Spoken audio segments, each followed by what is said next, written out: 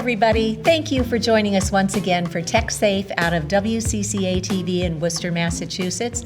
I am delighted that for episode 49, we get to welcome one of my heroes from Canada.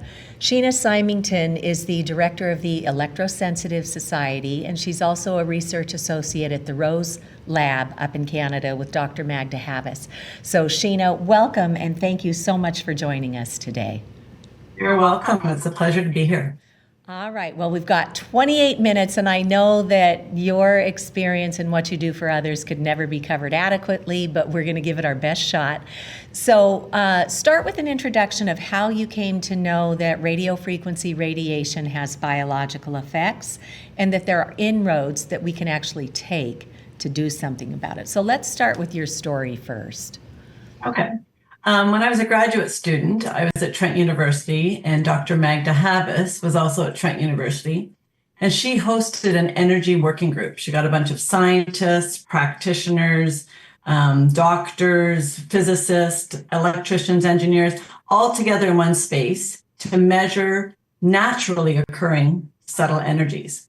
Fascinating experience. So it really started to open my eyes about how energy, naturally occurring subtle energy, could have an impact on people's function and well-being. So I was already aware of the naturally occurring component. So shift forward a few years, quite a few years, 10 years. And I brought a cordless telephone. Actually, my husband brought a cordless telephone into our house, a new one. We had been using a cordless telephone for many years with no problem whatsoever. And he went to get a new battery because the battery had died. There was a new phone there, a decked phone that had an increased range and toted to have all of these extra features. So he thought, great, brought it into our home. I was using the phone and I started to get these debilitating headaches, like I was completely bedridden. The phone was located below my bed. And so I was sleeping in this haze of radio frequency radiation unknowingly. So I was sick for quite a while. I left my home for 3 weeks. I didn't have a headache. I was fully functional.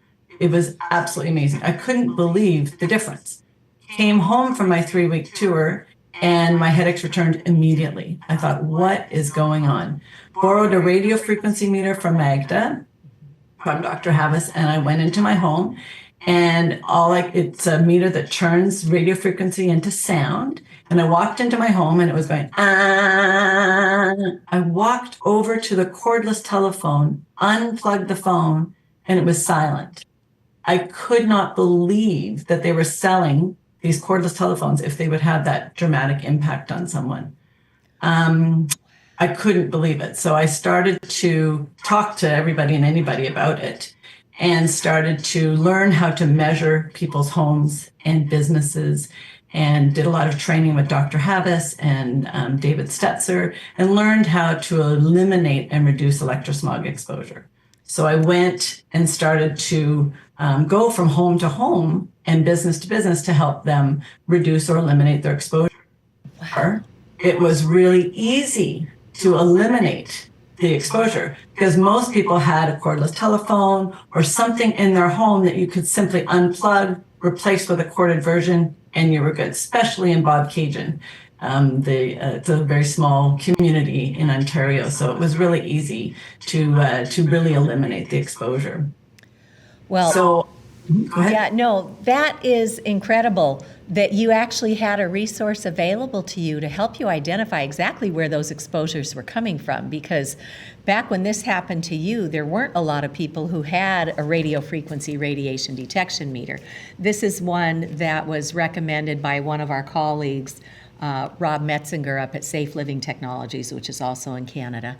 And I was so honored to be a co-presenter with you at the EMF Medical Conference. And this is one that doctors take into their practice now, so it can be accessible to the general public.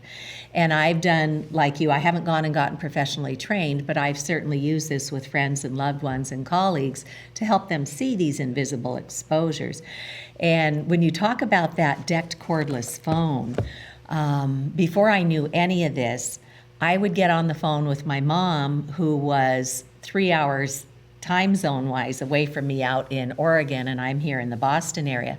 When we finally got time to talk, we would talk for a couple hours. And so I would be doing dishes, cooking dinner, and I took that decked cordless phone, digital electronic cordless telephone, and I would stick it in my pocket, and I would want my hands free for doing my chores. So I would just run a wired headset from that radiating device up to my brain, and we would talk for a couple hours. And I would get off that phone call and I go, what is going on? My head just feels wonky. Well, little did I know I was microwaving my poor little brain for a couple solid hours. So in hindsight, that's where I learned that these man-made energies can be doing a real number on us. So you used a term, I think it was subtle energies, when you were learning from Dr. Havas. What does that subtle word actually mean? Well, the reason why she put the energy working group together is that she wanted to try and measure these subtle energies. So she had Reiki masters, therapeutic touch practitioners. We would hook people up to brainwave activity and then do therapeutic touch and just see if we could measure some of those responses. It was really a magical experience, just because trying to document some of the things, like that's the thing, right? From that scientific perspective, trying to document it. People feel it, people can sense it, but then to try and document it. And you're right about the cordless telephone. When I had a break from the phone, if I talked a couple of hours and I hung it up, my body could cope with that. Mm-hmm. But with the decked phone, it was located underneath my bed, like I said, and it radiates all the time. It acts like a cell tower, and it radiates all the time to try and connect with that handset. So I thought I was hanging up the phone and it was done. But with that DEC technology, it's radiating all the time. It's actually one of the worst things that you can have in your home. And like you say, a lot of people have those base stations right next to their bed. And we know scientifically that this radio frequency radiation can really interfere with our sleep. So one of the phrases that Dr. Havas had used that I was able to relate to is she says that our cells whisper to each other all the time. They're sending information and signaling, and I think that's what we mean by this subtle energy.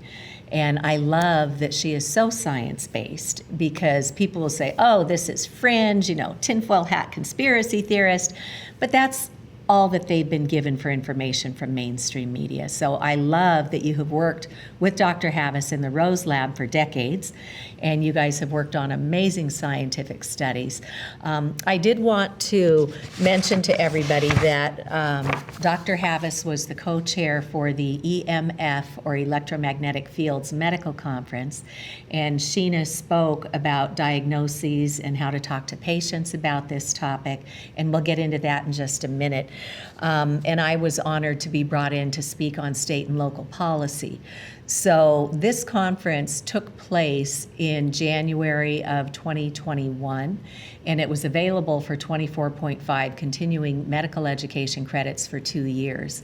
Once that accreditation period expired, the executive director of the conference, Elizabeth Kelly, took the entire conference, over 50 lectures and videos and discussion panels, and put the entire conference online. It's now available at Vimeo and YouTube. You could slot in a 20-minute lecture here, a half an hour here, an hour here into your calendar, and be trained by world-leading experts in the health and other implications of this man-made radio frequency radiation. So if you go out to my website at Massachusetts for Safe Technology, and you click on my resources page, I created a document for Libby Kelly to associate with the conference. So if you want to hear from a neurologist, you can go right to Dr. Baldwin and get to his. So I tried to streamline the conference and make it really easy for people to get there. And Dr. Havas actually did 4 hours of training before the conference to give us all a basic understanding of what electromagnetic fields are. And so anybody in the world who speaks English can go to this conference at no charge. And again, go to Massachusetts for Safe Technology on my resources page, and it's one of the top bullets there. So please share this with your own healthcare practitioners. Share it with your local firefighters, your police officers, all of your first responders, your school nurses, your school doctors, your school therapists, because very few have been trained to recognize, diagnose, treat, and most importantly, prevent these man-made illnesses that we are now calling electromagnetic radiation syndrome. So please use these resources. So Sheena, once you transitioned from addressing your own impacts, and then you started helping your community by getting a hold of a good radio frequency detection meter. And this one was from Safe Living Technologies. It's called the Safe and Sound Pro 2 meter. And again, this is a trusted, third-party certified, calibrated meter. It's about $400 from Safe Living Technologies, but it's a really good one. And it will tell you what those exposures are. It's got the audio in it as well, so you can hear, is that a Bluetooth antenna? Is that a cell tower? Is it Wi-Fi? There are differentiations in this, so it really helps to have that in hand. I was honored to become the first in the nation to work with my local library, and we put one on loan.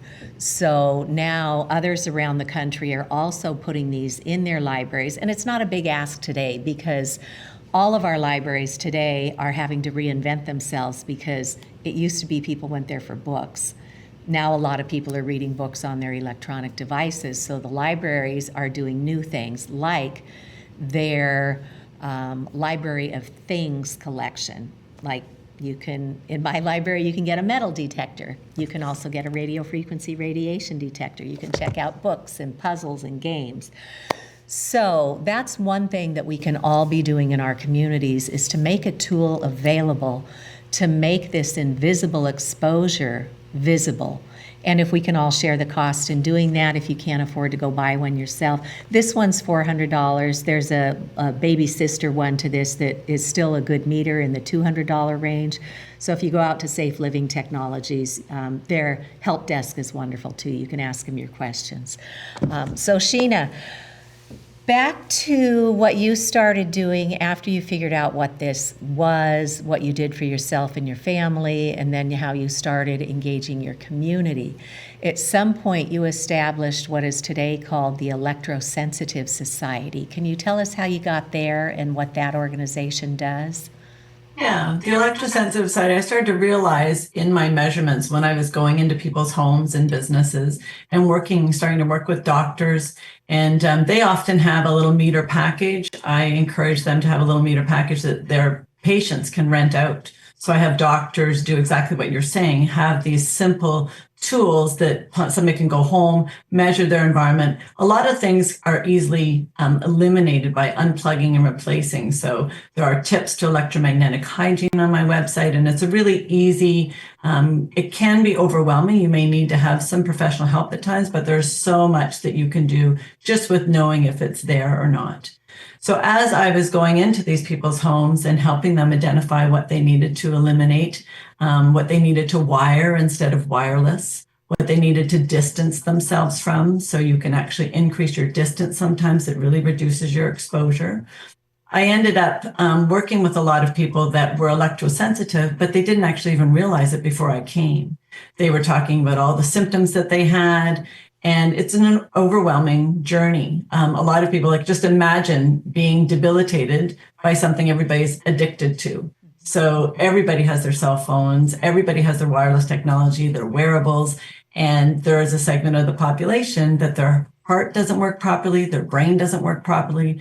They are literally disabled in the presence of wireless signals or some other electromagnetic exposures. So there was a real need for support, whether they needed to have help finding a doctor, whether they needed to have somebody to advocate for them, whether they needed cell tower goes up next door to somebody's house and they're electrosensitive, they're disabled and they can't actually live there and they become homeless. So, and it's a very lonely journey. Because I'd experienced it myself, I had people in my life say, do you really think it's the phone that's causing these headaches? And I was incensed. Phone. And then gradually, I determined that it absolutely 100% was. And it was confirmed over and over again, unknowingly to me. Like I would go to somebody's house that I knew had no wireless technology, and I was getting these headaches. And then all of a sudden, they had gotten a new computer and a new Wi-Fi router that was radiating that I was sure wasn't. So I'd get a headache, and I'd take out the meter, just like you say, and all of a sudden, I'd be going, eh. And so my head wasn't lying. My body was saying that there was a problem. So letting these people know that you believe them, that you understand exactly how they're feeling. I started a support group. I've had an EHS support group for over 4 years now, almost 5 years. And it's a group on Wednesdays that we gather and just share information and connect. Everybody's story is different, because that's what people say. Well, like, why can we all live in the same house? And, Cece's sensitive, but Sheena's not. You often have precursors, and Dr. Havas has just published a paper on those precursors and how one can recover. So what you want to do is find out if you have any of those precursors, and then work backwards, eliminating and addressing those precursors. And there's really quite simple strategies to recover from being sensitive, which I have been able to do. And now that's more of what I'm shifting into doing, is helping people more do that as a result. But I advocate for people. I've had 13 hospitals here in Canada eliminate their electromagnetic exposure in order to provide access for people. I have more and more all the time. There's a RF blocking canopy that I've purchased and put into hospitals, and they send it from hospital to hospital when it's needed. There's a lot of really great steps in the right direction for really providing those new builds. And let's get wired technology. We're not saying not to access the technology. We just want it wired. And there's lots of like little easy stations. When you go to Walmart or somewhere to plug in your camera and download all the pictures, they have all of those different adapters depending on what kind of phone you have. So that's what I'd like in hospitals and cancer clinics. I'd like to have little stations that have Ethernet cables and have all of those different adapters depending on what phone you have. Because when I first started to go into hospitals, they were one person who's in the cancer clinic who needs to connect with their family. We can't say, no, they can't do that. While another person, while that person's wirelessly connecting with their family, they can't cope.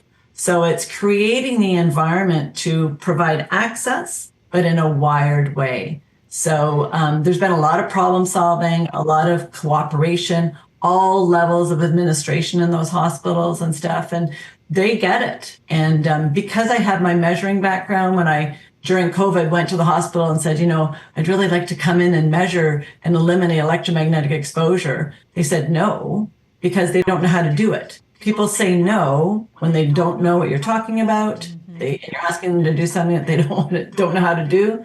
So just like you do, Cece, over and over and over again, just like you do at that medical conference, making it easy for people, finding out exactly what they need and then making it easy. Because this actually can be a relatively easy remedy for really providing access to people. That is phenomenal. You've just given me like a half a dozen new ideas. I don't go to Walmart very often, but I'm gonna go look and see what they got set up. And when Sheena uses a few terms, she said EHS, that's electro-hypersensitivity, or what we're now learning to call electromagnetic radiation syndrome.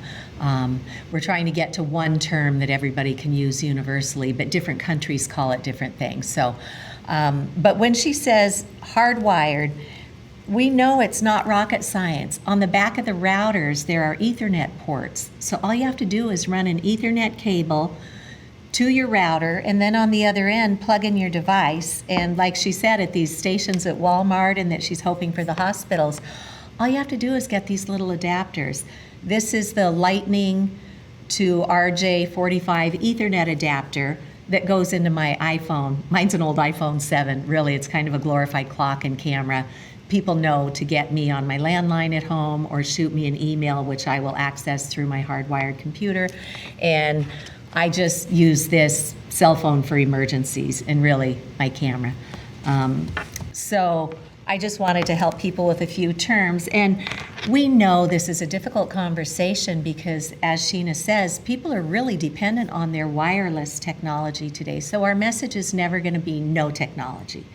It's let's get to what our Centers for Disease Control here in the US, and I know the European Parliament also uses, it's called the ALARA principle. And ALARA stands for as low as reasonably achievable.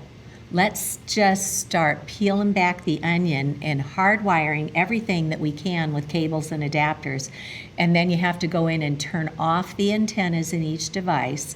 And then you really should measure, because the industry is putting these radio frequency antennas in every electronic thing that's being produced these days.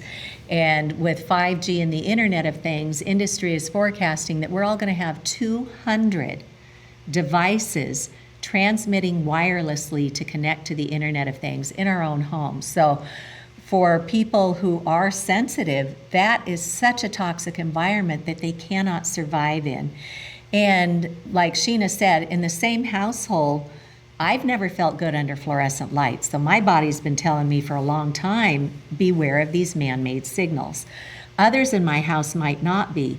And as Sheena said, there are precursors that could lead you to be more sensitive than perhaps the person sitting next to you. But we also know that this toxic exposure of radio frequency is cumulative in our bodies. So somebody who is feeling great today may very well hit that tipping point tomorrow. So we want to do our best to get information out there. And to that end, I offer a free public education webinar every month, and I invite anybody and their brother and their mother and their doctor and their teachers, you know, their kids, mature children, come learn with us. We'll hold your hand for 2 hours. We'll connect the dots to the science. We always want to lead with science. Peer-reviewed, published, real journals, the medical advisories, how to recognize the symptoms. Because as Sheena said, people are walking around feeling awful with many different symptoms, and they have no idea that just removing this one exposure could bring them back to good health. And then we walk you through the baby steps of how do I start? What might I do? Maybe I'll start using airplane mode as a rule and then just set an alarm on my device and check every half hour for messages and then go back into airplane mode. Maybe I'll create a sleep sanctuary so that my body can properly cell repair and regenerate at night.